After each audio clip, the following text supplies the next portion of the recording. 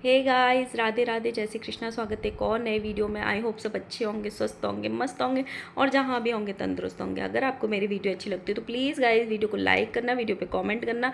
And जिन लोगों ने भी चैनल को सब्सक्राइब नहीं किया हुआ है, प्लीज़ गाइस चैनल को जल्दी जल्दी सब्सक्राइब कर लेना नोटिफिकेशन की घंटी के साथ, ताकि जल्दी जल्दी आपके पास मेरा वीडियो पहुँच जाए और आपका प्यार लाइक और कॉमेंट्स के रूप में जल्दी से जल्दी मुझे रिसीव हो जाए।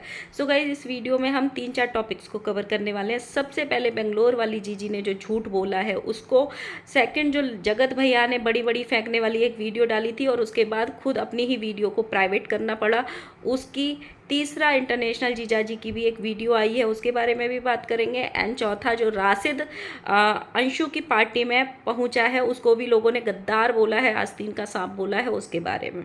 सबसे पहले स्टार्ट करते हैं बेंगलोर वाली जीजी के बाद। बेंगलोर वाली जीजी का एक सुबह सुबह वीडियो आता है जिसमें उन्होंने लास्ट में ये बोला था, जो भी 3-4 दिन से वो कर रही थी, पैनल पैनल जाके जो कंट्रोवर्सी करने की कोशिश कर रही थी, अंशु की चीज़ें बाहर ला रही थी, पुरानी बातों को कर रही थी, जो फिर कहीं ना कहीं उन पे ही बैकफायर कर गया। और उन्होंने वीडियो डाला कि जो भी चीज़ें हो रही थी वो मैं नहीं कर रही थी, जो भी थंबनेल बना रहे थे या मेरे सोशल मीडिया को जो भी संभालता है वो एक एडिटर है, वो मेरा थंबनेल बनाता है, वो मेरे सोशल मीडिया के सारे अकाउंट्स को संभालता है। ये उन्होंने अपना स्टेटमेंट पास किया था। उसके बाद उन्होंने एक कम्युनिटी भी डाली थी कि मैं लाइव आने वाली हूँ रात को 9 बजे, उसमें सारी बातें क्लियर करूँगी।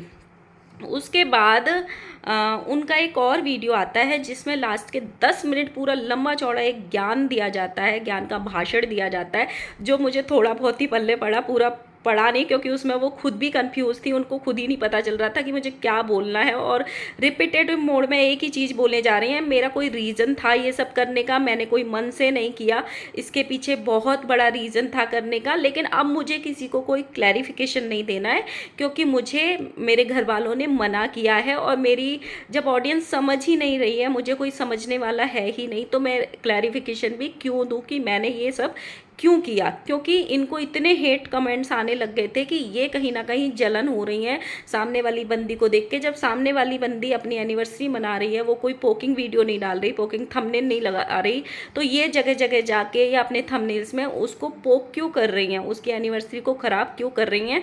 तो ऑडियंस इन पे भड़क रही थी, इनको हेट कमेंट कर रही थी। कहीं ना कहीं एक वीडियो में तो इनको अपना कमेंट सेक्शन तक ऑफ करना पड़ गया, तो इन्होंने पूरा 10 मिनट का उस पर ज्ञान दिया और यही चीज़ रिपीट कर रही थी कि जो भी मैं कर रही थी उसके पीछे बहुत बड़ा एक रीज़न था, लेकिन अब क्लैरिफाई नहीं करूँगी, मेरे घर वालों ने मना किया है। लेकिन मेरे दिमाग में एक ये चीज़ आ रही है कि जब आप पैनल पैनल जा रही थी, अपनी बातों को रख रही थी, या जो भी चीज़ें आप हुई वो कर रही थी, जैसे कि इंटरनेशनल जीजा का जो ब्लॉग वाला इन्होंने स्क्रीनशॉट लगाया जिससे पूरा बवाल मच गया, इंटरनेशनल जीजा गद्दार घोषित हो गए, आस्तीन का सांप बन गए, तो तब क्यों नहीं रोका इनके घर वालों ने?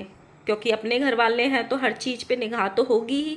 तब क्यों नहीं रोका? जब इन पे वो चीज़ें बैकफायर कर गई तभी क्यों रोका? जस्ट पहले वीडियो में ये सारी बातें बोलने के बाद 3 घंटे 4 घंटे बाद इनकी शाम को एक और वीडियो आती है जिसमें ये मंदिर जा रही होती हैं क्योंकि गुरु पूर्णिमा है। उसमें इन्होंने ये चीज़ बोली जिसमें ज्ञान दिया। सुबह वाले में बोला मेरे पास एडिटर है, शाम वाले में बोला कि अभी अभी जस्ट मैं एक वीडियो एडिट करके रखी हूँ जिसको मुझे अभी अपलोड करना बाकी है। अब आप ये बताओ, जिसके थंबनेल एडिटर बनाता हो, जिसके कमेंट एडिटर करता हो, जिसके सोशल मीडिया अकाउंट एडिटर करता हो, वो खुद अपना वीडियो एडिट क्यों करेगा जब आपके पास एडिटर है? तो मतलब जब चीज़ें खुद पे बैकफायर कर जाएं तो दूसरों पे फोड़ दो, कभी एडिटर के नाम पे, कभी एआई के नाम पे, कभी किसी के नाम पे, कि हम तो कुछ करते ही नहीं है, हमेशा दूसरा ही करता है। जबकि इनके यहाँ पे जितने भी लोग नज़र आते हैं उसमें बस एक कैमरा वाला बच्चा नज़र आता है पहले, अब तो वो भी नहीं आता है क्योंकि ये इसको वीडियो में लेती नहीं है, क्योंकि चाइल्ड लेबर पे बहुत सारी बातें हुई हैं, बहुत लोगों ने आवाज़ उठाई थी, तब से वो वीडियो में लेती नहीं है कि इनका कैमरा कौन पकड़ता है। उस बच्चे के अलावा इनके यहाँ कोई नज़र नहीं आता, इनके खुद के बच्चे और हस्बैंड और वाइफ यही नज़र आते हैं। अब दूसरा टॉपिक कवर करते हैं हम जगत भैया का। कल जगत भैया का एक वीडियो आया था जिसमें उन्होंने इतनी लंबी लंबी फेंकी थी एक थंबनेल लगा के कि व्यूज, लोग इनको कमेंट कर रहे थे कि व्यूज़ के लिए ये सारा ढोंग कर रहा है, बैठा थाईलैंड में है लेकिन इसका दिमाग और दिल अंशु की पार्टी पे रखा हुआ है। तो उन्होंने पूरा 5 मिनट का ज्ञान दिया था और ये बोला था कि ये जो ट्रिप है मुझे स्पॉन्सर्ड है और इसके अलावा भी मुझे इतने पैसे मिले हैं जितनी सामने वाली बंदी का पूरे महीने का रेवेन्यू भी नहीं है यूट्यूब का, उससे ज़्यादा मुझे पैसे मिले हैं। सबसे पहली बात तो आप ये दिमाग लगाओ, अगर कोई ट्रिप स्पॉन्सर्ड होता है तो अगर कोई कंपनी आपको ट्रैवलिंग स्पॉन्सर्ड कर रही है थाईलैंड का या कहीं का भी, तो आप ट्रैवलिंग ब्लॉग्स तो डाल ही नहीं रहे हो कि ऑडियंस को क्या दिखा रहे हो, कुछ नहीं दिखा रहे हो, अपने बेहुदा और नॉर्मल ब्लॉग्स दिखा रहे हो। कोई किसी को मतलब वाइफ अपने हस्बैंड को इंजेक्शन लगा रही है और प्रैंक कर रहे हो आप पति पत्नी किसी पे, यही चीज़ें दिखा रहे हो। क्या किसी ने ऐसी जगह देखी कि देखो जिससे लगे कि ये ट्रैवलिंग स्पॉन्सर्ड पे गए हैं? किसी को ऐसे लगा? और दूसरी बात, कभी इन्होंने ही कुछ दिन पहले ऐसे बोला था कि मेरा इतना पैसा खर्च हुआ है कि मैं टिकट कैंसिल नहीं करता, इतने में तो मेरी एक गाड़ी आ जाएगी, इतने में इस ट्रिप में खर्चा कर चुका हूँ। और आज बोल रहे हैं कि मुझे इतना पैसा ऑलरेडी मिला है इस ट्रिप के मतलब सब कुछ खर्चा होने के बाद भी मुझे कैश में इतना पैसा मिला है जितना सामने वाली बंदी एक महीने में भी यूट्यूब से नहीं कमाती होगी। मतलब इनको कंपेयर भी उसी से करना है फिर। और उस वीडियो में इनको इतना हेट मिला, बहुत सारे कमेंट आ रहे थे कि कितना भी तू कुछ भी बोल ले, है तू व्यूज़ का ही भूखा, और पता नहीं क्या क्या इनको कमेंट आए थे। तो फिर इन्होंने 2 घंटे बाद वो वीडियो प्राइवेट कर दी। मतलब इतना बोलना ही क्यों है, इतनी बड़ी बड़ी फेंकनी ही क्यों है कि अपना वीडियो ही फिर प्राइवेट करना पड़ जाए। और एक और बात मुझे समझ में नहीं आई, इनके घर में जब कोई फंक्शन होता है तो एक एक वीडियो इनका कंटेंट होता है, राइट। जैसे जगत भैया के मैरिज वाला फंक्शन था जिसमें आंटी कोई ब्लॉग शूट कर रही थी, तो जगत भैया ने किसी ने मना कर दिया था कि पहले हम डालेंगे इस वीडियो को, आप बाद में डालना, ये हमारा कंटेंट है। और ऐसा बहुत बार हुआ है जो वीडियोज़ में इनके में देखा गया है, समटाइम्स छोटे लप्पू के साथ में, समटाइम्स जगत भैया के साथ में, ऐसा होता रहता है कि इनके यहाँ एक एक वीडियो इनका अपना कंटेंट होता है कि कौन सा वीडियो कौन डालेगा। लेकिन इन लोगों ने अंशु की प्रेगनेंसी को अपना कंटेंट बना के रख लिया। जो लड़की 3-4 महीने एक चोट खा के बैठी है, मिसकैरेज करा के बैठी है, उसकी प्रेगनेंसी को इन्होंने एक तरीके से अपना कंटेंट बना के पूरी दुनिया के सामने रिवील कर दिया। अब आप सोचो, इनका कोई भी फैमिली फ्रेंड, इन केस इनकी छोटी बहू प्रेग्नेंट हो या बड़ी बहू प्रेग्नेंट हो, जैसे आए दिन सोशल मीडिया पे बातें उठती हैं, अगर कोई भी इनका फैमिली फ्रेंड आके ये कंफर्म कर दे कि वो प्रेग्नेंट है, उसको परेशान मत करो, क्या ये उसको छोड़ेंगे? ये उसके नाम की कंट्रोवर्सी खड़ी कर देंगे कि हमारा कंटेंट कैसे बनाया तुमने। और इन्होंने कहीं ना कहीं उसके कंटेंट को लेके कि हम सीधे सीधे तो मतलब तुमसे बात कर नहीं सकते, ठीक है, हम तुम्हारे कंटेंट की ही ऐसी तैसी कर देते हैं जो तुम फ्यूचर में देने वाली हो ऑडियंस को। मतलब इतना जल्दी अगर र्यूमर उड़ते हैं तो जगत भाभी के तो हर महीने उड़ते हैं, छोटी वाली बहू के तो हर महीने उड़ते हैं, र्यूमर तो उड़ते रहते हैं, लेकिन इतना जल्दी उस र्यूमर पे ठप्पा क्यों लगाना? और ये क्यों बोलना मुझे पता चल गई है वो प्रेग्नेंट है, उसको हर्ट मत करो, हेट कमेंट मत करो। ये बहुत गलत बात है, बहुत गलत बात है। किसी का इतना भी फ़ायदा मत उठाओ कि तुम उसका कंटेंट तक खा जाओ। और जगत भैया तो बिल्कुल अच्छे नहीं लग रहे थे ये बोलते हुए। हालांकि उनका बहुत पॉजिटिव वीडियो था, मैंने पहले भी बोला था कि पहली बार ऐसा हुआ कि उनका वीडियो मुझे अच्छा लगा। दूसरा, ये इंटरनेशनल जीजाजी का वीडियो आया जिसमें उन्होंने बहुत सारी चीज़ें क्लियर की और साथ में ये भी बोला कि मुझे ना बेंगलोर वाली जीजी ने स्ट्राइक दी है, ना मुझे जगत भैया ने स्ट्राइक दी है। मुझे मेरी स्ट्राइक मेरी खुद की गलतियों की वजह से मिली है, जो भी उन्होंने गेमिंग ऐप्स वगैरह प्रमोट करी थी उसकी वजह से उनको स्ट्राइक आई है। साथ में उन्होंने ये भी बोला कि शायद मुझसे भी कुछ गलतियाँ हुई हैं, लेकिन सामने वाले की भी कुछ गलतियां थी जो ये ऐसी चीज़ें हुई थी। साथ में उन्होंने ये भी क्लियर किया कि जो बेंगलोर वाली जीजी हैं उन्होंने ही पहले अनफॉलो किया था, फिर बाद में मैंने उनको ब्लॉक किया है। अब वो अनफॉलो उन्होंने कितने महीने पहले किया था, कितने दिन पहले किया था ये नहीं पता, लेकिन जब अनफॉलो पहले कर दिया था तो सामने वाला इंसान ब्लॉक करे ना करे, अनफॉलो करे ना करे, उससे क्या ही फ़र्क पड़ता है। एंड सेकंड थिंग, जब आपने खुद ने उनको अनफॉलो किया था तब इस चीज़ का मुद्दा क्यों नहीं बनाया था, तो आज क्यों बनाया है? जब खुद ने अनफॉलो किया था तब भी तो कोई बड़ा ही रीज़न होगा ना, ऐसे ही तो कोई किसी को अनफॉलो नहीं करता है, इनके तो फैमिली टर्म्स थे। तो जब अनफॉलो किया था बेंगलोर वाली जीजी ने तब इस चीज़ का मुद्दा क्यों नहीं बना था जो आज बना है। साथ में उन्होंने ये भी बोला कि जब ट्रस्ट टूटता है तो बहुत हर्ट होता है, मेरे पास भी बहुत कुछ है बोलने को, बट मैं कभी भी बोलूँगा नहीं। मैं नहीं चाहता कि वो मेरे मुंह से मतलब सोशल मीडिया पे वो चीज़ें आएँ और कंट्रोवर्सी हो। मुझे किसी कंट्रोवर्सी का हिस्सा नहीं बनना है, ताकि लोग हमारे नाम से रोटी सेक सकें। साथ में उन्होंने ये भी बोला कि जब मेरे चैनल पे स्ट्राइक आई तो मैंने सबसे पहले जगत भैया को ही सारी चीज़ें बताई कि मेरे चैनल पे स्ट्राइक आई है, उनसे ही हेल्प मांगी। तो मेरा ऐसा कुछ नहीं है कि लड़ाई हो गई है या कुछ हो गया है, हम अभी भी टॉकिंग टर्म्स में हैं। इवन यहाँ पे फंक्शन में बैठ के भी मेरी उनसे बात हुई है।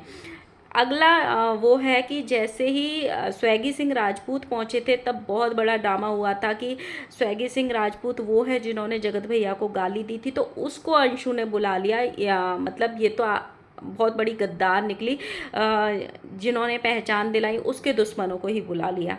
अब वहाँ पे पहुँच गए हैं राशिद, ये वही राशिद है जो जगत भैया के अम्बाला वाले घर में रहते थे, और वहीं जब ये लोग एब्सेंट भी रहते थे घर पे तो भी उसके घर की देखभाल करते थे और इनका कैमरा भी पकड़ते थे, और साथ में कभी कभी वीडियोस में भी आते थे। जब अंकुश ने इनकी बाट लगाई थी, अंकुश ने इनको रोस्टिंग वीडियो बनाए थे पीक कंट्रोवर्सी में, तो जगत भैया भी राशिद के साथ मिलके रोस्टिंग वीडियोस बनाते थे।